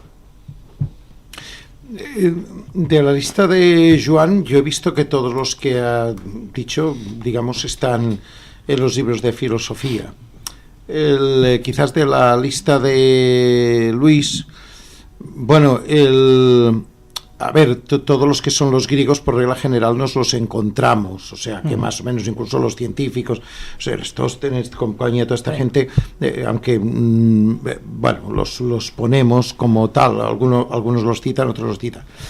Por ejemplo, yo el que no tendría tanto como filósofo, lo tendría más como un teólogo, es el caso de Limarabi. ¿Estás de acuerdo, Joan? Sí, claro. Las críticas que, por ejemplo, le hicieron o sea, sería más, es lo que diríamos, un místico, ¿verdad? Un teólogo. Místico, sí, teólogo. Porque para ser un buen filósofo, ¿hace falta no ser creyente? No. Hay filósofos excelentes creyentes y creyentes en diversas religiones, y hay filósofos excelentes agnósticos y hay filósofos excelentes ateos. Pero el creer no es como una pared que no puede superar ese creyente, la filosofía que te hace libre. Esto yo creo que es uno de los prejuicios típicos del hombre actual, que parece que no. Bueno, en realidad Comte quizá fue quien lo formuló de una manera más simple. La ley de los 3 estadios. Está el teológico, religioso, luego el filosófico, y luego el científico. Y cada uno excluye y supera al anterior. Entonces, me parece que es una visión muy reductivista, ¿no? O sea, mientras no había nada más, había la religión. Cuando se fue progresando intelectualmente o espiritualmente, se abandonó la religión y se ofreció otra respuesta igual, pero más elaborada. Y luego la ciencia. Es decir, según esta perspectiva, ahora no hace falta ni filosofía ni religión. ¿Por qué? Porque tenemos la ciencia. Me parece un disparate como una casa. O sea, la ciencia necesita que alguien se plantee sobre a dónde vamos, sobre el sentido. La ciencia es genial para tratar los medios. Esto lo decía Horkheimer, un marxista, el pensador más interesante de la Escuela de Frankfurt. La razón instrumental. La ciencia en los medios es fundamental, pero pensar sobre el sentido de a dónde vamos, pensar sobre los fines, trasciende completamente a la ciencia, incluso a la filosofía, dice él, y por eso defiende un retorno o un ir hacia la teología entendida como él la entiende. O sea, me parece que son posturas demasiado simplistas, es un prejuicio, simplemente. Está claro que yo puedo investigar sobre genética o puedo experimentar con embriones, y claro, dentro de lo que es la pura ciencia, cuanto más experimente, cuantas bombas más potentes construya, pues mejor. Y si no admito que alguien desde una perspectiva extracientífica, ética o moral, opine sobre el asunto y hable sobre el asunto, pues me parece que estamos abocados a la catástrofe. Es que hay una máxima que la tengo bastante interiorizada, que es que lo que hoy es un misterio, mañana puede ser ciencia. Uh-huh. Pero para que sea un misterio, ahí entráis vosotros, los filósofos, para darle vueltas y después que la ciencia de alguna forma sea el último paso a lo que previamente habéis hecho vosotros. ¿Estás de acuerdo, Andreu? Quizás. Hombre, yo con esto de lo que es el tema del misterio, de lo que quizás está escondido, a veces, si nos planteamos con hechos de la realidad, incluso, no sé, teniendo presente lo que me parece que era Virgilio que lo decía, que el auténtico, el sabio es aquel que realmente sabe reconocer las causas de las cosas, ¿verdad? Entonces, justo si tú dices, bueno, pues si esto es decir, llegar a saber, a determinar qué es lo que hace que algo sea, y en un momento determinado esto no se sabe, quizás entonces lo único que queda es en un interrogante abierto que o sea, lo que podríamos decir algo totalmente cubierto, algo que queda en el terreno de lo misterioso, en el terreno todavía de lo desconocido, y que tarde o temprano, es decir, puede haber alguien que pueda reconocer o descubrir las leyes y por lo tanto eso que está sumergido pueda perfectamente emerger. No creo que aquí tenga que ser necesariamente el filósofo el que lo tiene, es decir, el que tiene que ayudar a ello, ¿eh? O sea, esta idea que, por ejemplo, parece ser que esto también me parece un tópico y un tópico clásico, ¿verdad? Cuando hay una serie de cosas que parece ser que la ciencia no puede determinar, dice, es que esto se tendría que dar a los filósofos. Dices, pero ¿por qué se tiene que dar a los filósofos? Es decir, esto es una cosa que usted no puede llegar a ello porque hoy no tenemos recursos para poder llegar. Entonces resulta que como hoy yo no sé determinar lo que es, o sea, o definir tal como quiere la gente o tal como querría un científico definir lo que es el tiempo, entonces como yo no puedo o tengo dificultades para dar una definición, entonces pues bueno, esto al final la última palabra la tendría el filósofo, como si se tratara pues eso de un consultor o de un gurú. Eso no es, es decir, incluso diríamos bien claro que no nos dé la gente temas que no nos corresponden, es decir, que no tenemos que tratarlos. No sé si me explico en esto. Entonces, claro, parece que lo que no se puede conseguir por la ciencia, entonces entra la filosofía para que dé la suya. Pues yo no quiero pasar por un personaje especulativo que hoy dé una teoría y que resulta que mañana un científico lo descubra y entonces yo quede como un farsante. ¿Me explico? Es decir, creo que la faena del filósofo va más allá. Vuelvo de nuevo, estaría en el hecho de lo que es la reflexión, por ejemplo, en ver o avisar justo ahí es donde entraríamos, de que se vaya con mucho cuidado en cómo se dicen las cosas para que justamente no caigamos en las contradicciones que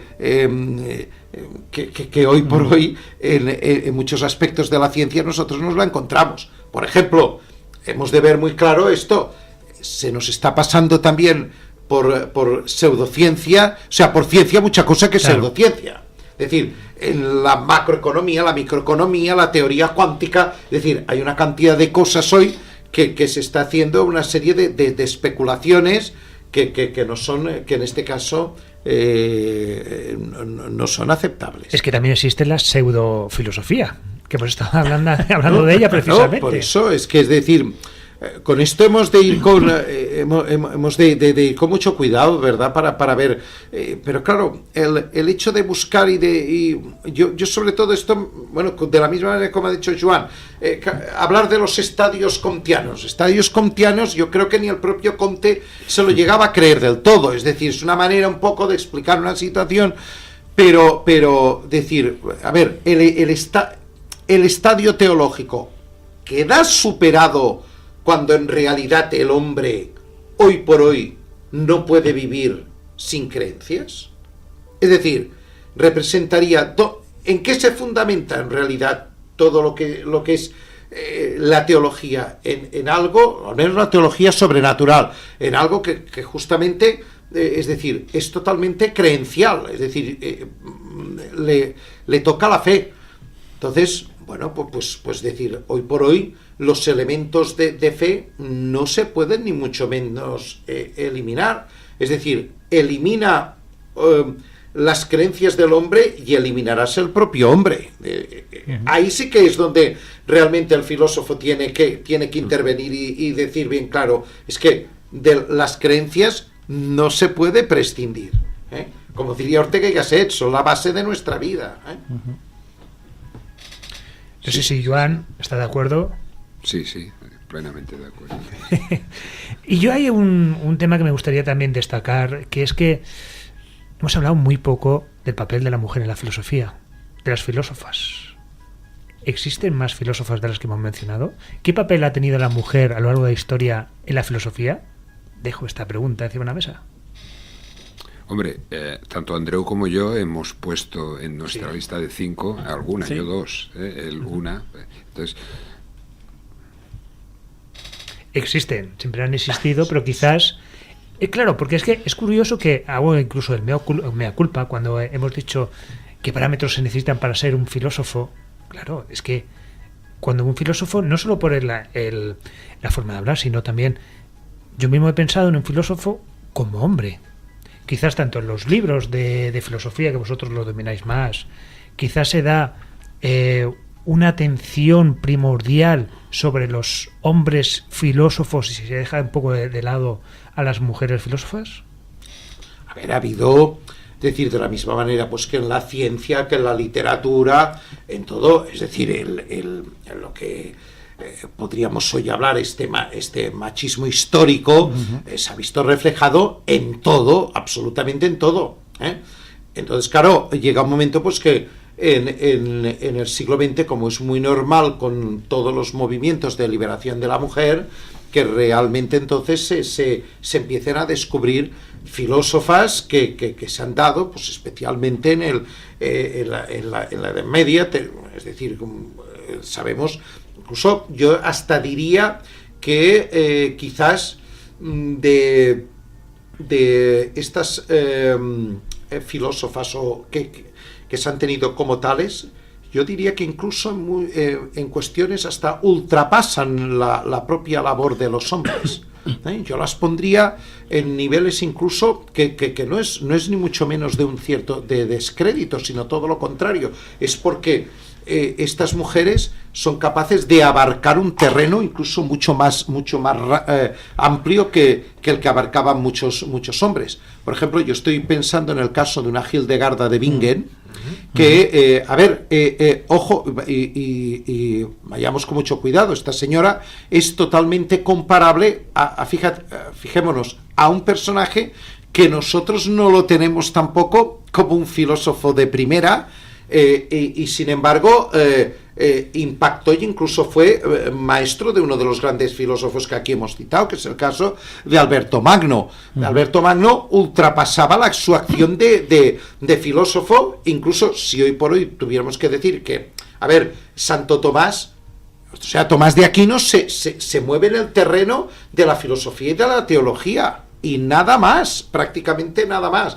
Alberto Magno se movió en terrenos científicos, es decir,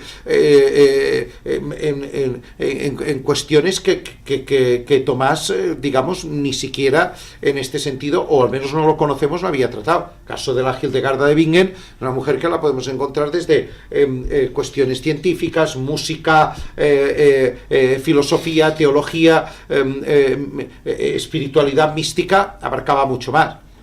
Entonces lo mismo podemos ver que poco a poco se van descubriendo, pues a ver, como hemos estado viendo, pues eso, la acción del hombre sobre la mujer. En esto, no sé si ahora últimamente alguien ha ido a ver la película esta sobre la vida de Colette, se puede ver muy claramente lo que era la acción de un hombre, es decir, ella era la que escribía los libros que publicaba con el nombre de su marido. Entonces esto, es decir, ha sido ya un tópico también en la historia, porque una mujer no publicaba, una mujer, digamos, no pensaba. Había habido pensadores, y ahora lo estamos viendo, y se están reivindicando las obras, y sobre todo ya en el siglo XX ya el hecho ya es totalmente indudable. Es decir, aquí, por ejemplo, yo he citado una persona que a mí me ha seducido mucho, como ha sido el caso de Simone Weil, pero, por ejemplo, en otro orden, y quizás estaría en otro extremo, yo creo que fui de los primeros que hablé de un personaje como era el caso de Angela Davis, como una filósofa, cuando en realidad aquí, incluso hasta en el propio mundo femenino, se la pintaba más como una política o una pensadora política, más en el ámbito de lo que era la liberación de la mujer o la liberación de los pueblos, que no haberle sacado la filosofía que esta señora había hecho, y que yo, y hace muchos años que había seguido en sus artículos. Y podría citar muchas más, desde el caso también, pues una que hemos tenido aquí en nuestras tierras, alumna de Ortega, como fue el caso de María Zambrano, ¿verdad? Una mujer que hizo unas obras potentísimas y que merece la pena, en este caso, leerlas. Que a lo mejor yo, es decir, la utilizaría en unos determinados ámbitos, ¿verdad?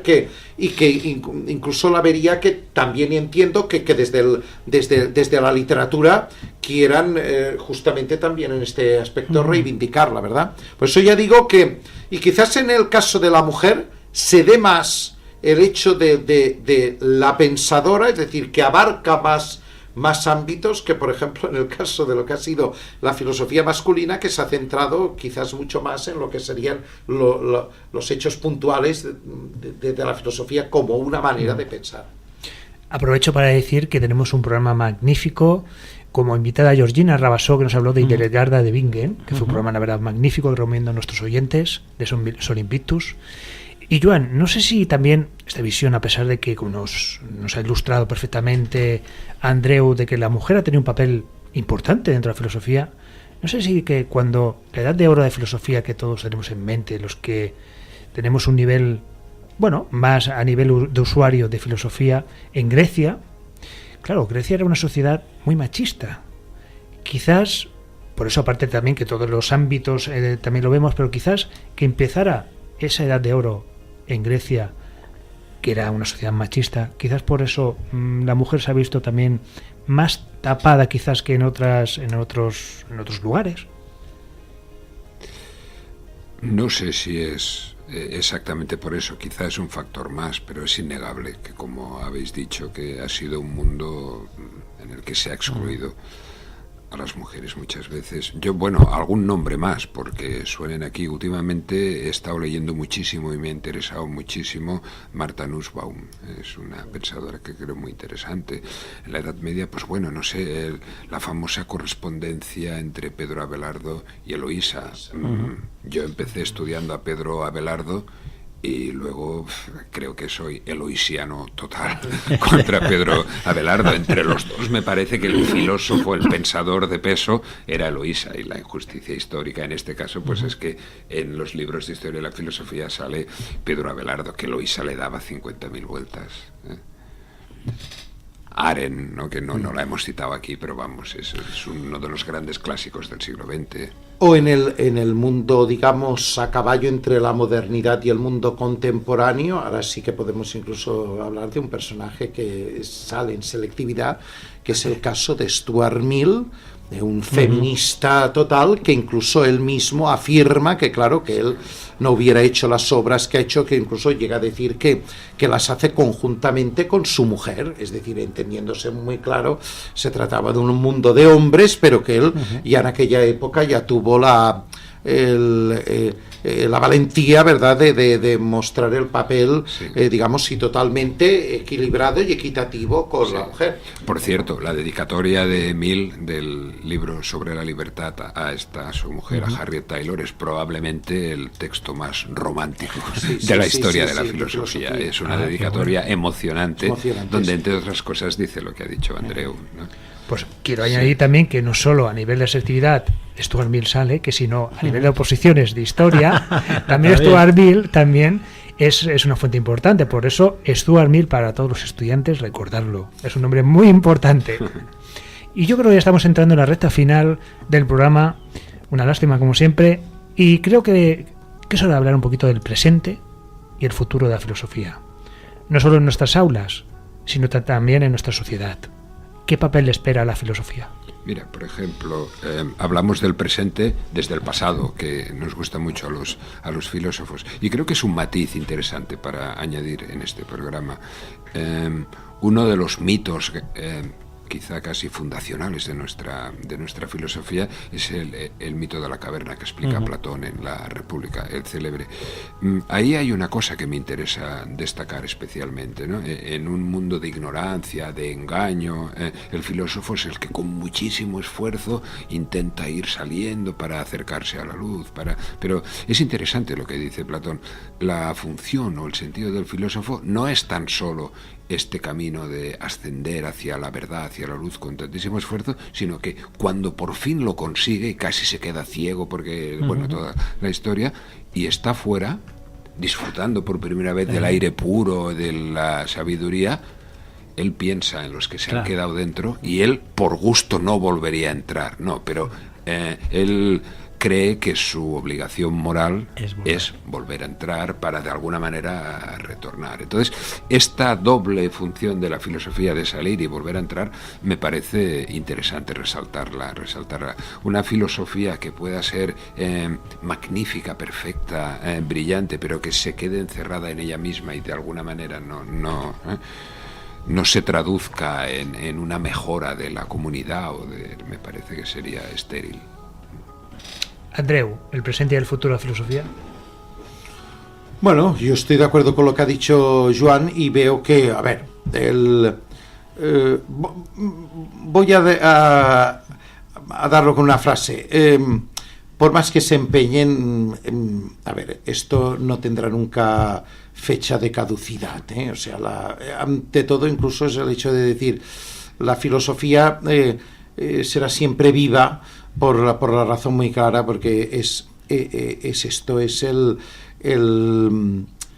la insistencia, ¿eh? Es decir, incluso el personaje platónico que se queda totalmente primero dañado por el sol y que luego baja a la caverna, esa es la función que nos queda a todos, es decir, continuamente bajar a la caverna, ¿eh? Es decir, tener muy claro que se ha descubierto lo que se ha descubierto, pero que dicho de alguna forma, la caverna lo necesita, ¿eh? Y ahora, Luis, si te parece, vamos a poner música final, porque el programa se nos está acabando. Y no sé si quieres añadir algo más, alguna pregunta más antes de marcharnos, Luis.